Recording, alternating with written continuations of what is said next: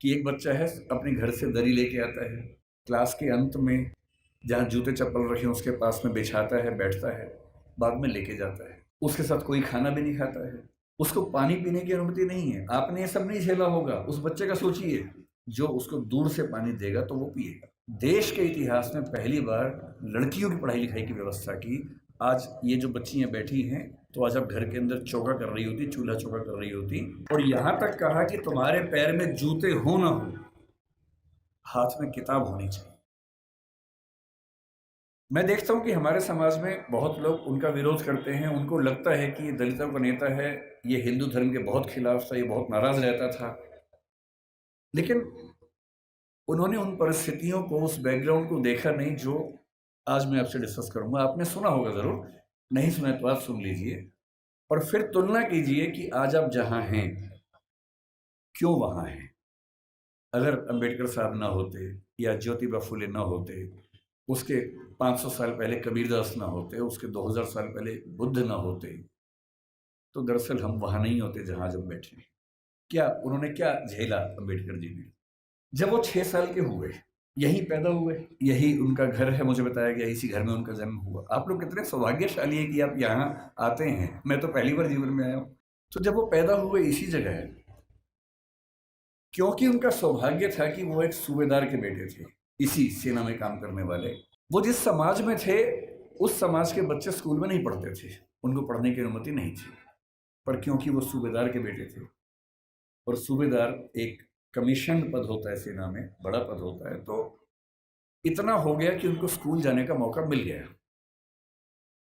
पर उनकी माँ को, आदरणीय भीमाबाई जी को अच्छे से पता था कि जब बच्चा स्कूल जाएगा तो इसके साथ बहुत बुरा बर्ताव होगा, जिसको आपकी भाषा में बुलिंग कहते हैं, आजकल के बच्चों की भाषा में बुलिंग कहते हैं, उसका खतरा था। और माताओं को, पिताओं को बहुत चिंता होती है कि हमारे बच्चे के साथ स्कूल में ज्यादती ना हो, बदतमीजी ना हो। कल को आप भी पेरेंट्स बनेंगे, आप भी इस दर्द से गुजरेंगे। ऐसे कई बच्चे होते हैं, कोई फिजिकली उतना ठीक नहीं है, कोई मेंटली उतना ठीक नहीं है। जब वो स्कूल जाते हैं बच्चे, एक तो पहले वो पीड़ित है, उसके बाद स्कूल के बाकी बच्चे उनका मजाक बनाते हैं, चिढ़ाते हैं। पेरेंट्स को इतना दर्द होता है इस बात से, लेकिन क्या करें। तो उनकी माता जी ने, भीमाबाई जी ने कहा कि देख बेटा, स्कूल जा रहा है, पहले ही समझा रही हूं, बहुत बुरे अनुभव होंगे, लड़ना मत, झगड़ना मत, विद्रोह करके छोड़ मत देना, क्योंकि पढ़ाई करोगे वो अकेला रास्ता है कि कुछ बड़ा कर पाओगे जीवन में, वरना कोई दूसरा रास्ता नहीं है। इस बात को उस छोटे से बच्चे ने मन में बिठा लिया। वो स्कूल गया। उस स्कूल में पहली बार कोई ऐसा बच्चा आया था जो समाज के अछूत कहे जाने वाले समुदाय का हिस्सा था। जो बाकी बच्चे थे बुरे नहीं थे, पर वो भी अपने अपने घर से सीख रहे थे, अपने समाज से सीख रहे थे। उनको ये पता था कि ऐसे बच्चों के साथ नहीं बैठना है, दूर रहना है। तो व्यवस्था हुई कि वो स्कूल में क्लास के सबसे अंत में, जहाँ सारे बच्चों के जूते चप्पल रखे हैं, उसके पड़ोस में एक दरी छोटी सी बिछा के बैठेंगे, और दरी भी खुद लेके आएंगे ताकि स्कूल में कोई और व्यक्ति अपवित्र ना हो। अब सोच के देखिए, इमेजिन कीजिए उस बच्चे की हालत, कि एक बच्चा है अपने घर से दरी लेके आता है, क्लास के अंत में जहाँ जूते चप्पल रखे हैं उसके पास में बिछाता है, बैठता है, बाद में लेके जाता है।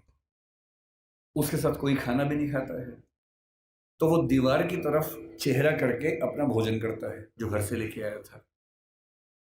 उसको पानी पीने की अनुमति नहीं है। आपने ये सब नहीं झेला होगा, उस बच्चे का सोचिए। ये आज से केवल और केवल 110 साल पहले की बात मैं कर रहा हूँ, बहुत पुरानी बात नहीं है, 115 साल पहले की बात। उस बच्चे को पानी पीना है, और स्कूल में पानी की एक ही व्यवस्था है कि जो पानी का नल है या घड़ा है, उसे वो नहीं छू सकता। तो एक चपरासी है जो उसको दूर से पानी देगा तो वो पिएगा, वो घड़ा नहीं छू सकता है। और ये बात कोई और नहीं कहा है, डॉक्टर अंबेडकर ने खुद अपनी आत्मकथा लिखी है। वो उस समय छप नहीं पाई थी, छपी 1990 के आसपास है। अंग्रेजी में उस आत्मकथा के कुल 6 अध्याय हैं। उसका नाम है वेटिंग फॉर ए वीजा। ये उन्हीं की पुस्तक है। उसमें केवल 6 अध्याय हैं, जिनमें से 4 अध्यायों में उन्होंने अपने अनुभव बताए हैं और 2 में बाकियों के अनुभव बताए हैं। और जो पहला अनुभव है वो यही अनुभव है। इतने बुरे अनुभवों से गुजरने के बाद इस व्यक्ति को गुस्सा क्यों नहीं आएगा? इस व्यक्ति के अंदर नफरत पैदा क्यों नहीं होती। ऐसा ही था 1848 में ज्योतिराव फूले के साथ। फूले अंग्रेजी माध्यम से पढ़े हुए व्यक्ति थे और जब पढ़ाई खत्म हुई उनकी 1847 में, 1848 में उनके एक मित्र ने, जो कि उच्च जाति का था, कहा कि मेरी शादी है तो मेरी शादी में आना। इनको भी लगा ठीक है चलता हूं, उसी शादी में चले गए। उस शादी में वो गए और दूल्हे के माता पिता ने जैसे ही देखा कि एक अवर्ण व्यक्ति विवाह में आ गया है, इतना खराब से उनको लताड़ा, इतना अपमान किया। और ज्योतिराव फूले कहते हैं कि वही मेरा टर्निंग पॉइंट था। मुझे इस अपमान और इस जिल्लत से सिर्फ खुद को नहीं, अपने समाज के हर व्यक्ति को बाहर निकालना था। और इसलिए 1848 में उन्होंने पहली बार लड़कियों का स्कूल खोला, अपनी पत्नी को पढ़ाया, देश के इतिहास में पहली बार लड़कियों की पढ़ाई लिखाई की व्यवस्था की। आज ये जो बच्चियां बैठी हैं, अगर फूले न होते तो आज आप घर के अंदर चौका कर रही होती, चूल्हा चौका कर रही होती, यहाँ ना बैठी होती। इसलिए जिन व्यक्तियों की वजह से हम अच्छा जीवन जी रहे हैं, उनके प्रति कृतज्ञ होना हमारा धर्म है, हमारी जिम्मेदारी बनती है।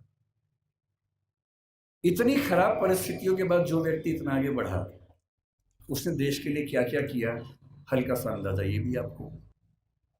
उनके जीवन का उससे बड़ा पक्ष जो मेरी नज़र में है वो महिलाओं के बारे में। आपको अंदाजा नहीं होगा शायद, जब भारत का संविधान बना उन्होंने बहुत जिद की, और ये बात 1935-36 से ही शुरू हो गई थी, आज़ादी की बात तक चलती रही, कि महिलाओं को बराबरी मिलनी चाहिए और महिलाओं को बराबरी देने के लिए यूनिफॉर्म सिविल कोड का आना बहुत ज़रूरी था, जिसको आजकल हम बोलते हैं समान नागरिक संहिता। ये यूनिफॉर्म सिविल कोड आज सरकार कह रही है कि हम लेके आएंगे। ये जिद जिस व्यक्ति की थी वो डॉक्टर अंबेडकर थे। उनको पता था कि जब तक सामाजिक कानून सभी धर्मों में पुरुष और महिला के लिए बराबर नहीं होंगे, तब तक महिलाएं आगे नहीं बढ़ सकती हैं। और उन्होंने कहा था, मैं किसी समाज की प्रगति का अनुमान इस बात से करता हूं कि वहां महिलाओं की हालत कैसी है। अगर महिलाएं पढ़ी लिखी नहीं है, वो घर के अंदर बंद है, तो समाज कैसे प्रगति करेगा। वो नेहरू जी से लड़ गए। जिस सरकार में वो कानून मंत्री थे, 1946 से 51 के बीच का जो दौर था, उन्होंने नेहरू जी से, जो प्रधानमंत्री थे, खूब झगड़ा किया कि यूनिफॉर्म सिविल कोड आप लेके आइए। उस समय नेहरू जी का मानना यह था कि 1951 के पहले आम चुनाव होने के बाद, जनता से विश्वास लेने के बाद मैं लेके आऊंगा। और अंबेडकर साहब ने नाराज होकर इस मुद्दे पर देश के कानून मंत्री के पद से इस्तीफा दिया और एक भाषण दिया जिसमें कहा कि नेहरू जी ने अपने वायदे को निभाया नहीं है और महिलाओं की बराबरी के लिए जो प्रयास करना चाहिए वो प्रयास कर नहीं रहे। और फिर 1956 में उनकी मृत्यु होने से 1 साल पहले, 1.5 साल पहले, जो हिंदू कोड बिल था, Hindu code bill uniform civil code का एक बड़ा हिस्सा था जो हिंदू समाज के बारे में था, उसको 4 कानूनों के रूप में नेहरू जी ने पारित करवाया, जिसमें से एक हिंदू मैरिज एक्ट है, एक हिंदू सक्सेशन एक्ट है। और यदि आज हिंदू समाज की महिलाओं को वो सारे अधिकार मिल पाए हैं जो हिंदू पुरुषों को मिलते हैं, तो उसके पीछे जिम्मेदार सबसे बड़ा यदि कोई एक व्यक्ति है तो वो डॉक्टर अंबेडकर है। इसलिए भारत की महिलाओं को, आप जिस भी धर्म को मानते हो, मुस्लिम समाज पर यूनिफॉर्म सिविल कोड उस समय लागू नहीं करवा पाए वो, अब शायद वो भी होगा। और किसी भी समाज हो, हिंदू समाज हो, मुस्लिम समाज हो, कोई भी समाज, यदि उस समाज की महिलाओं के साथ बराबरी नहीं है तो राज्य की जिम्मेदारी बनती है कि वो कानून बनाकर बराबरी लाए। और ये विचार मुख्य रूप से अंबेडकर जी का ही था, जिसकी वजह से आज हम यहाँ खड़े हैं।